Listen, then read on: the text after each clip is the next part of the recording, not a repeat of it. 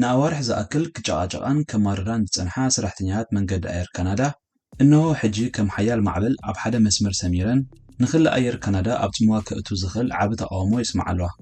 ንሎሚ ብዛዕባ እቲ ቀንዲ መበገሲ ናይቲ ጸገም ጥራይ ደይኮነስ መንገዲ ኣየር ካናዳ ንዘመናት ክኽተሎ ዝጸንሐ ኣተሓሕዛ ኣብ ልዕሊ ሰራሕተኛታቱን ዘለዎ ኣቃውማን ክንድህሶ ኢና። ክሳብ መወዳእታ ናይዛ መደብ ሪኢኹም ዘለኩም ሓሳብ ኣብ ቦታ ኮመንት ክደፍሉ ይናበልኩ ብሩኽ ምክትታል። Air Canada braces for impact this Friday night. Hundreds of flights cancelled and arbitration rejected as flight attendants prepare to strike. Whatever needs to be done, we will do to get back talking. ኣየር ካናዳ ብደረጃን ዝህቦ ናይ ተጓዓዝቲ ኣገልግሎትን እቲ ዝዓበየ መንገዲ ኣየር ናይቲ ሃገር ኮይኑ ብ1937 ዓመተ ምህረት ከም ዝተመስረተ ዝፍለጥ እዩ። ላዕለዋይ ቤት ጽሕፈቱ ኣብ ከተማ ሞንትሪያል ዝመደበሩ ኣየር ካናዳ ልዕሊ 222 ዓለምለኻዊ በረራታት ናብ 47 ሃገራት እናካየደ ኣባል ማሕበር ስታር ኣሊያንስ ኮይኑ በተን 200 ዝኣኽላ ነፈርቱ ኣቢሉ ኣገልግሎት ዝህብ ትካል እዩ። ክሳብ ዝሓለፈ ዓመት ማለት ዓመት 2024 ልዕሊ 37,000 ሰራሕተኛታት ሓቂፉ ይሰርሕ ከም ዝነበረ ዝፍለጥ ኮይኑ ካብዘን እተን 10,000 ከም ተሓጋገዝቲ ናይ ተጓዓዝቲ ኮይነን ዝሰርሓ ዘለዋ እምበኣር መበገሲ ናይ ዝተፈጢሩ ዘሎ ተቃውሞ እዘን ሰራሕተኛታት ዋላ እኳ ናብታ ነፋሪት ካብታ ኣቱ ኣትሒዝካ ክሳብ ኣብ እትደልዮ ቦታ በፂሕካ ካብታ ነፋሪት ትወርድ ብፍሕሽው ገጽ ተቐቢለን ውሕስነት ከም ዝስምዓካ ዝገብራ ትጉሃ ሰራሕተኛታት ከም ዝኾና ዓማዊል ብዝህቦ ርእይቶ ተረጋጊጹ እኳ እንተኾነ ኣካየትን ሓለፍትን ናይቲ መንገዲ ኣየር ብወገኖም በብግዚኡ ዝምስክሮ ሓቂ እዩ። ነዚ ዝስዕብ ረቋሒ እንተኣማሊእኻ ኣባል መንገዲ ኣየር ካናዳ ኮንካ ከም ተሓጋጋዚ ገያሾ ክትሰርሕ ከም ዝከኣል ድማ በዛ ኣጋጣሚ ኣብቲ ሞያ ክትኣትዋ ንእትደልያ ነዘኻኽር። ልዕሊ 18 ዓመት ምዃን ናይ ሕክምናን ገበንን ዝግበር መርመራታት ምሕላፍ ጽቡቕ ምልክት ቋንቋ እንግሊሽ ተወሳኺ ምልክት ቋንቋ ፈረንሳ ምዝህልወክን ኣዝዩ ተመረስቲ ገብረክን ናይ ውሕስነት ልምምድን ምሃብ ኣገልግሎትን ምሕንባስን ካልእን ሰርቲፊኬት ምዝህልወክን ልዑል ተኽእሎ ናይ ምቕባል ተረኽባ። ኣየር ካናዳ ኣብ ዓመት 2025 በቲ ዝህቦ ኣገልግሎት ኣብ መበል 19 ዝበለጸ 100 ናይ ኣየር ትራንስፖርት ኣገልግሎት ዝህባ ትካላት ተርታ ክስራዕ ክኢሉ እዩ።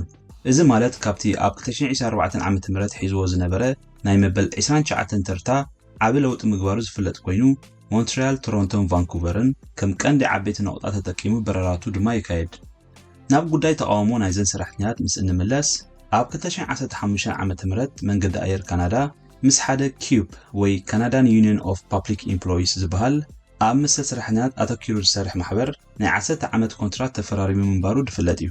እዚ ማሕበር ናይ ልዕሊ 60 ዓመት ተመክሮ ዘለዎ ንናይ ውልቅን መንግስትን ኣካየቲ ትካላት ኣዋጢሩ ብምሓዝ ንመሰል ናይ ሰራሕተኛታቶም ይጣበቕ።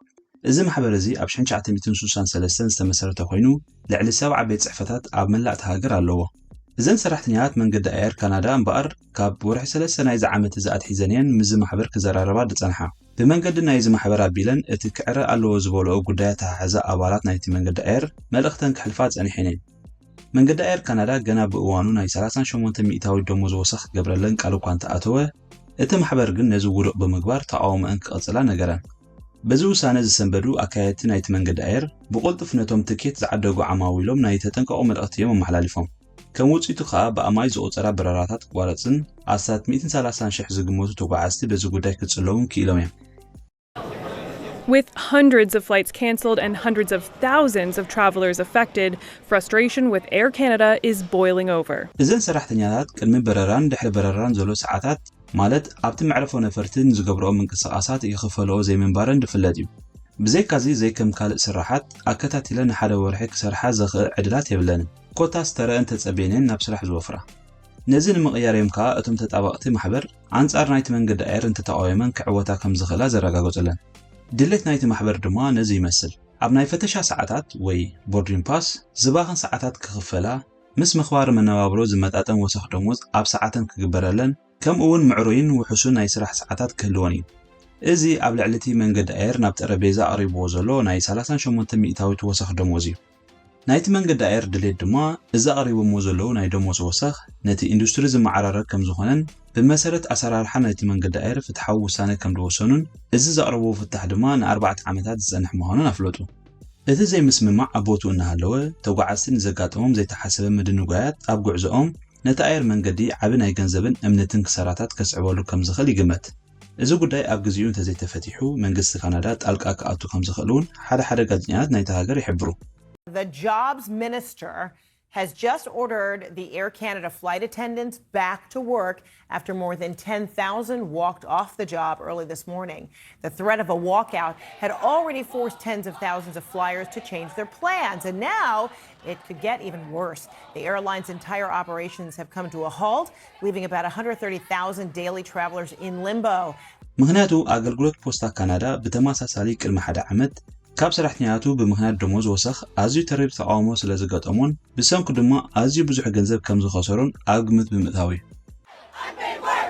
Over 10,000 QP members are in a battle with Air Canada for better wages, and negotiations have stalled. Flight attendants had incredible hopes that, Air Canada would come to the table, answer the call, the plea saying pay our unpaid work, and come to the table with something that's reasonable. ሕቶ ናይ ዘን ሰራሕተኛታት ብዓይኑ ኩሉ ሰብ ነናቱ ርእይቶ ክህልዎ ግድን ስለ ዝኾነ ብወገንኩም ኣብዚ ጉዳይ ዘለኩም ርእይቶ ኣብ ቦታ ኮመንት ክደፍሉ ኢኹም። እዛ ቪድዮ ጠቃሚት ኮይና እንተረኺብኩማ ላይክ ምግባር ኣይትረስዑ። ከምኡ ነዛ ቻናል ሓደሽን ዝኾንኩም ድማ ሳብስክራይብ ብምግባር ኣብ ዕቤት ናይዛ ቻናል እጃኩም ኣበርክቱ እናበልኩ ኣብ ቀጻሊ ብኻልእ መደብ ክሳብ ንራኸብ ብሩኽ ግና